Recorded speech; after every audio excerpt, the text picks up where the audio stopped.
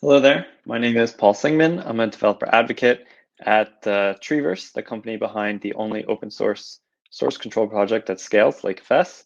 I'm really excited to be here today at PrestoCon to go over this talk titled The Quick Guide for Running Presto Locally on S3. In this presentation, we'll cover both how to do this and also why it's important. So let's get started. We're going to start with the following situation. You have data landed in an object store like S3, very common thing these days. And as part of your data pipelines, you use the Presto distributed query engine to move, transform, and analyze this data. My hunch is this will be a common pattern we'll see from the presentations later today, from the presenters from companies like ByteDance, Meta, Uber, etc. Now, my background is not from one of these large enterprises with dedicated platform teams that are responsible for maintaining development and production environments for their developers to work in. Instead, at many companies, the development approach looks more like this, where production workloads run in a cloud environment with the technologies installed, and local development occurs not in the cloud, but on a developer's personal laptop. In this situation, how do we replicate the cloud environment locally? Obviously, we need to find a way to install the technologies that run on the cloud on our laptops, and hopefully we can achieve some automation and version control while doing so. The way we're going to cover uses Docker containers with the relevant technologies installed. As we'll show, Docker gives us a great way to easily automate, sandbox, and version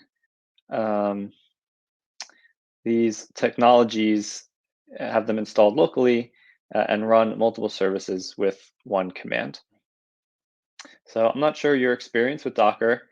Most people I've come across have gone through the basics of writing a Docker file and running some sort of complicated looking Docker exec or Docker run command to get a container running. But a lot of people haven't tried out some of the more advanced features that we'll cover today and will let us replicate this cloud environment locally. So these concepts are Docker Compose and Docker Hub Images. These are two of the more fundamental ones.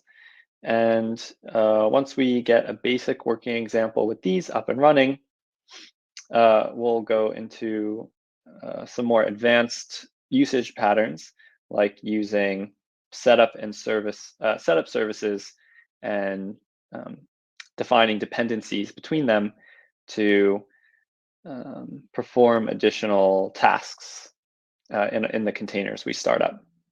So let's start with what is Docker Compose? According to the Docker documentation, Docker Compose is a tool for defining and running multi-container Docker applications. With Docker Compose, you use a YAML file to configure your application services. So instead of having multiple Docker files and typing multiple Docker run commands, we can use one Docker Compose config to start multiple services, which is exactly what we're looking to do to replicate this example cloud pipeline locally.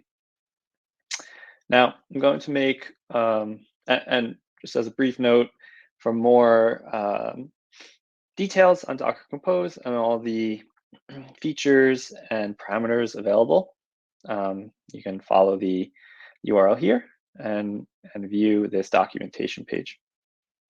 I'm going to make one change to the diagram since there is no official S3 image on Docker Hub that I'm aware of, at least. Instead, we're going to use MinIO, which is an open source S3 compatible object store that's available to use on any public cloud.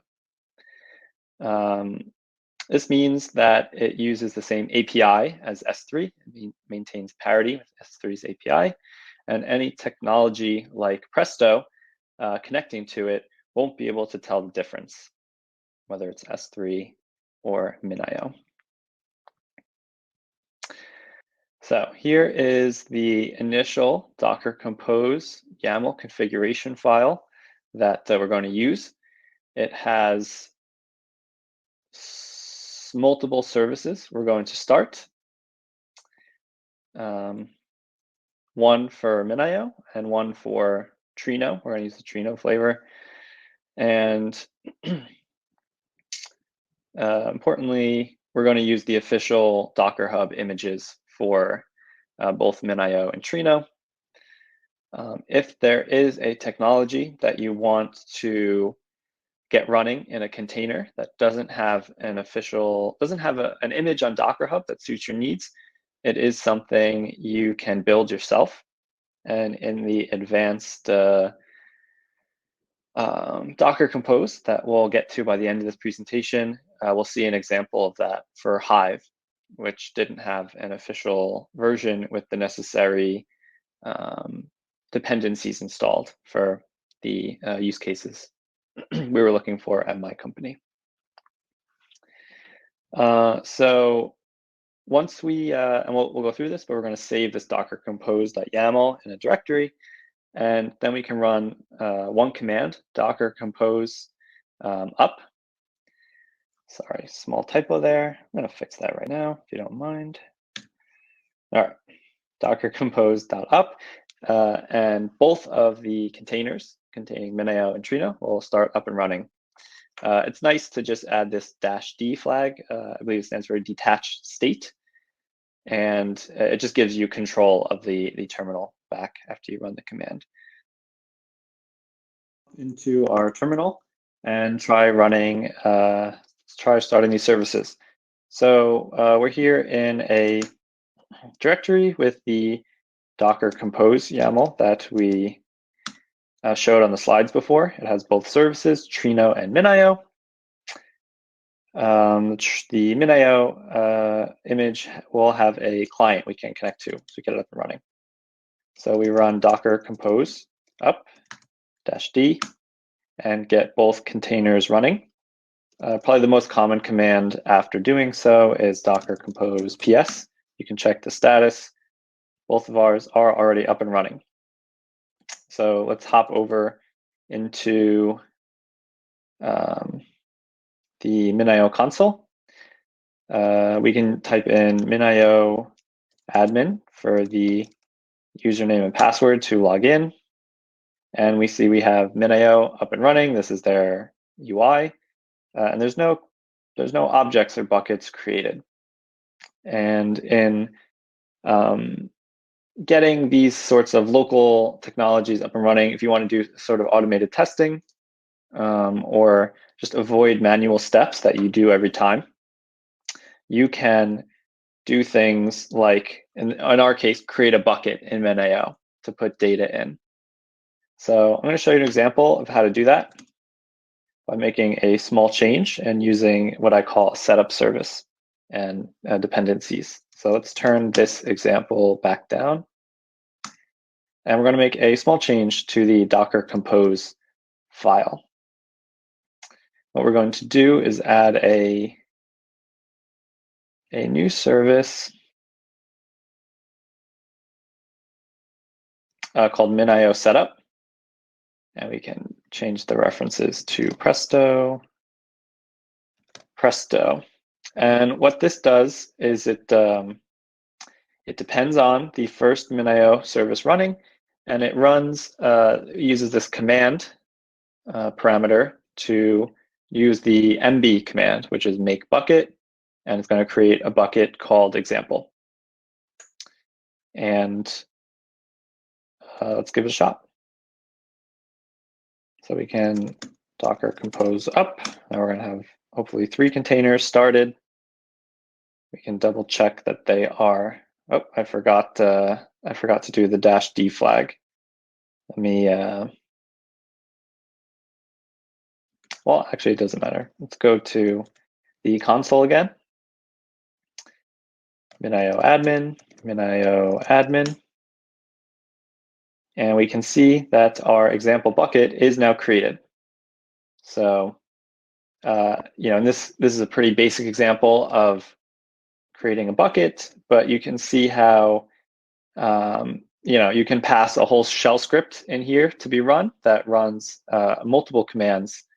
And you can see how you can bootstrap your services to do different things that you need. So let's hop back to the presentation.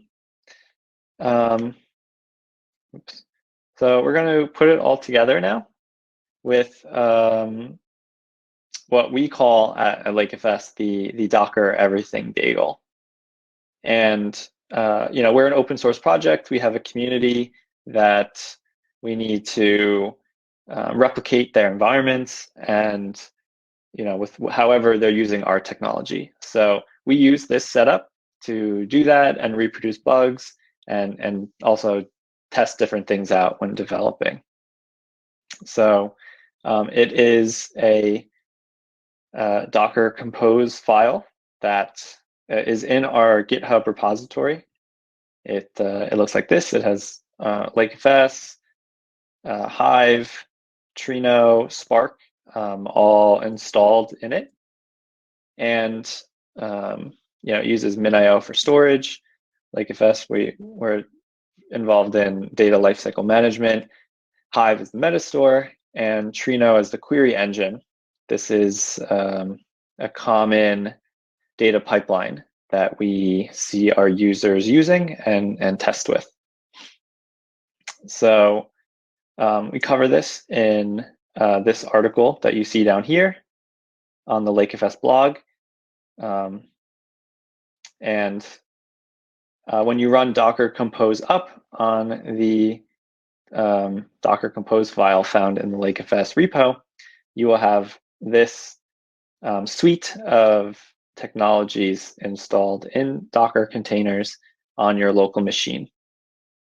We'll hop into our terminal and get this everything bagel running and query some TPC-H benchmark data with Trino. So we're in the LakeFS repo, which I've cloned locally and gone to the deployments compose directories, which have this Docker Compose YAML. So we can run Docker Compose up -d, and a whole bunch of containers are going to start. Here we go. And once they're all up and running, which I'll check with a quick Docker Compose PS, looks good, except for the setup one that exited. We can, let's hop into so we got Spark, we got Hive, we got LakeFS, we got min.io, Trino, all with one command running on our laptop. So let's hop into the Trino container. You can run Docker Compose run Trino client, and we sort of hop into the container running the Trino client, and we can see what. So Trino comes with some data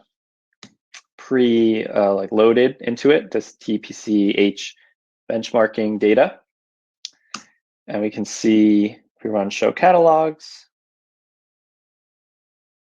Oops, I think I misspelled it. I chose the British spelling.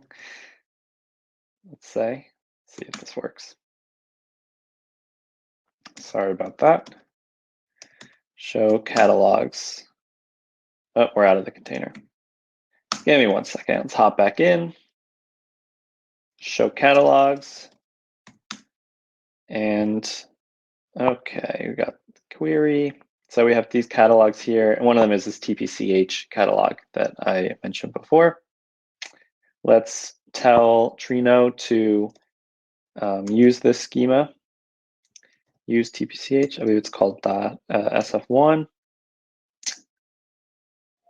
Run that. and show tables. So we have this customer, line item, different tables, and we can run queries.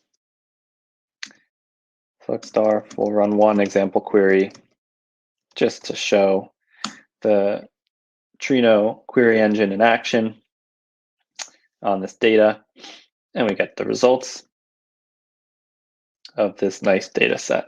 You can also connect to this via any database client and use a nicer UI to interact. So sort of wrapping up here, you can use this. You should have all of the building blocks you need to develop locally, to set up sort of automated CI/CD deployments when you make changes to your data pipelines. And it's also a great way to experiment integrating new technologies together or to your stack. So, if you don't have, if you don't want to have a whole team or a person spend their time maintaining a cloud environment for other developers, but you also don't want each developer on your team to have to go through the process of installing these technologies. This sort of Docker-based Docker Compose system is a fairly easy to maintain and simple way for everyone to have these technologies installed locally and play around with them. So that's what I hope you feel confident doing, whatever your technology stack is. So just a little bit about me before we wrap up and open for questions. I'm a developer advocate at LakeFS. Previously, I worked as a senior engineer on the data team at Equinox Media, where I helped build some real-time recommender systems and just contributed to our data platform generally. My goal is to help bring large-scale analytics to the layman, and I like to frequently contribute to our blog and give talks at meetups and conferences like this one. You can find me on Twitter, LinkedIn, and feel free to reach out. Yeah, thank you for watching. I hope you learned something. And now, any questions, happy to answer.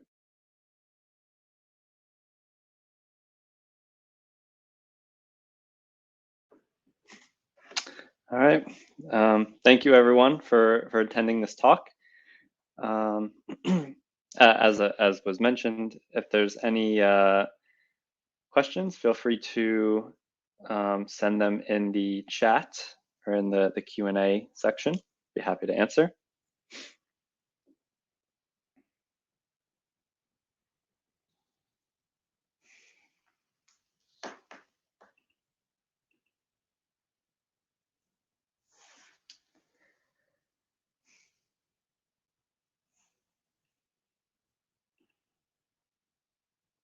Okay, we have a question. Is there a GitHub repo for the example you used? And the answer is yes. I'll put the link in the chat here. So the open source project that I work for maintains the Docker Compose file that I ran in the I ran for this demo, and there's the link there. You can find it there. You can clone it, and with one Docker Compose command, run it yourself. And if you it should work. If it doesn't, feel free to reach out, open an issue in our repository, or contact me personally.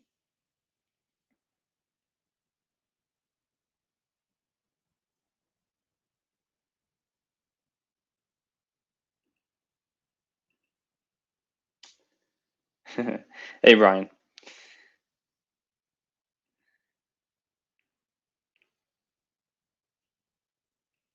Okay. Does LakeFS work with Presto DB as well? And the answer is yes. The way that both technologies can integrate is by setting the S3 endpoint to point to the URL of your LakeFS installation, which maintains compatibility with the S3 API. So similar to the way we were able to swap MinIO for S3 in the demo talk, you can kind of swap LakeFS for your storage service, and Presto will be able to run queries over the data in that way. Thank you for the question, Swapnil. And let's see. Hamid asks, what is your experience with various object stores on-prem compared with S3 from performance viewpoint? That's a great question, but one that I don't have the experience to answer. I really started my development career around 2016, like 5 years ago, and I don't know if it's a term, but I consider myself a cloud computing baby. So really, in my first job, we were using cloud services already, and haven't played around much. Another question from Hamid. Keep them coming if you like. Is caching above object stores only through Alluxio, or you have a built-in technology? So yeah, I mean, caching is it can be different depending on the different technologies you're using to query the data, like Presto or Spark, or as you mentioned, Alluxio. So it's hard to give a specific answer to this type of question, but it certainly is available through other means. And Spark, for example, will cache a data frame. You can run the dot cache function on a data frame to specifically cache it. And yeah, it's a useful tool to have in your tool set. And a couple others were mentioned. So, all right. Thank you so much again for listening. Hey, Paul. Thanks for your session. Just thought I'd hop on in, and then help transition to the next session. But it seems like everyone loved it. So thank you so much, and nice to virtually meet you. Nice to meet you. Thank you. And yeah, you can transition away. All right, cool. Have a good day. Thank you.